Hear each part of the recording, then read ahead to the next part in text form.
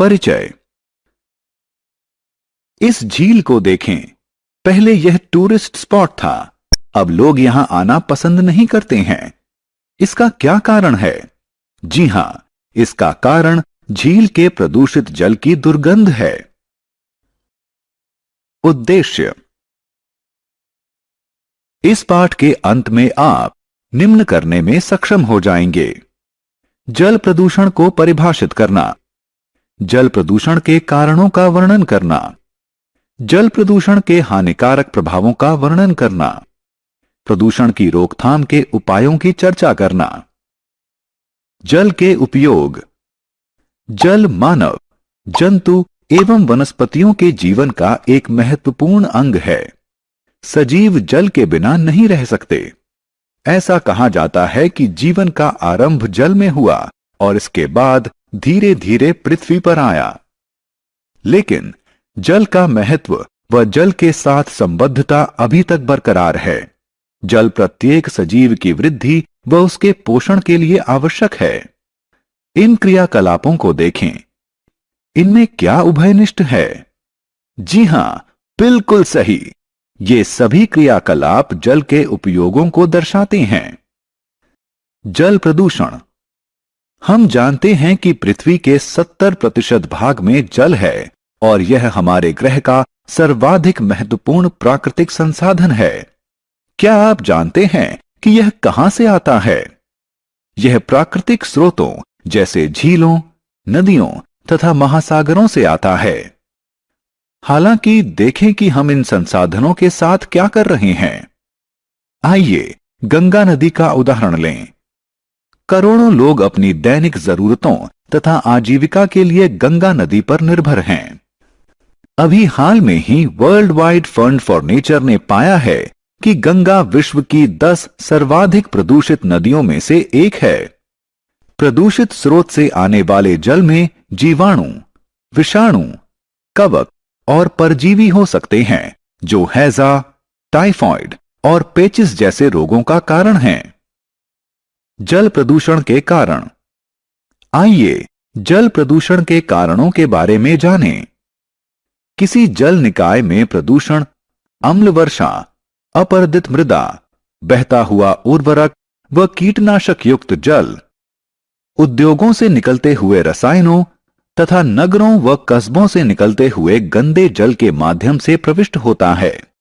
उद्योगों से अवमुक्त होने वाले आर्सेनिक, सीसा एवं फ्लोराइड जैसे रसायन वनस्पतियों एवं जंतुओं में विषाक्तता फैलने का कारण हैं। प्रायः कारखानों एवं पावर प्लांटों में उनकी मशीनरी को ठंडा करने के लिए सामान्य जल का इस्तेमाल किया जाता है और गर्म पानी अवमुक्त किया जाता है। इससे जल निकाय गर्म हो जाता है, जिसके कारण जलीय जंतु मर जाते हैं। क्या आपने ऐसे तालाब देखे हैं जो दूर से हरे दिखाई पड़ते हैं? ऐसा इसमें उगी शैवाल के कारण होता है। क्या आप जानते हैं कि ये शैवाल तालाब में कैसे उगते हैं? वर्षा के दौरान भारी मात्रा में उर्वरक खेतों से बहकर तालाबों और नदियों में आ जाते हैं। ये खेतों से बहकर आए हुए उर्वरक शैवाल के लिए पोषक का कार्य करते हैं और उसके बढ़ने में सहायक होते हैं। जब ये शैवाल मृत हो जाते हैं तो ये जीवाणु जैसे अपघटकों के लिए भोजन के रूप में इस्तेमाल किए जाते हैं। जीवाणु जल में उपलब्ध अधिकांश ऑक्सीजन का इस्तेमाल कर लेते हैं, जिसके परिणाम स्वरूप मछलियां तथा अन्य जलीय जंतु ऑक्सीजन के अभाव में मर जाते हैं। इसके अतिरिक्त लोग नदियों व तालाबों में नहाते हैं, कपड़े धोते हैं और मल त्याग भी करते हैं।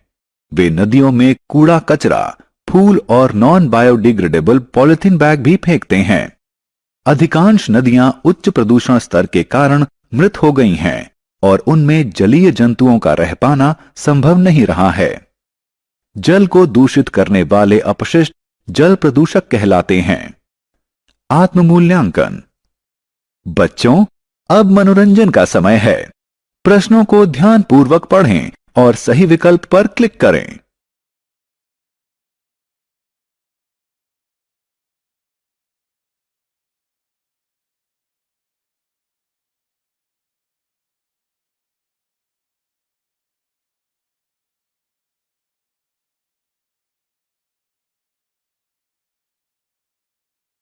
पीने योग्य जल क्या है? तुम क्या कर रहे हो? आपको यहां का पानी नहीं पीना चाहिए। लेकिन क्यों? यह तो साफ पानी है। जो पानी साफ दिखता है उसमें भी रोगजनक यानी बीमारी फैलाने वाले सूक्ष्म जीव और धुली हुई अशुद्धियां हो सकती हैं, जिससे बीमारी फैल सकती है। सच? हां, तुम्हें सुरक्षित रहने के लिए शुद्ध पानी पीना चाहिए। जो जल पीने के लिए उपयुक्त होता है पेयजल कहलाता है। जल को पीने के लिए सुरक्षित बनाया जा सकता है। क्या आप बता सकते हैं कि जल को पीने से पहले क्यों उबाला जाता है? क्योंकि उबालने से जल में उपस्थित हानिकारक सूक्ष्म जीव मर जाते हैं। जल को शुद्ध करने के लिए एक अन्य विधि क्लोरीनीकरण है। यह रासायनिक विधि है। इस विधि में जल में क्लोरीन की गोलियां मिलाई जाती हैं।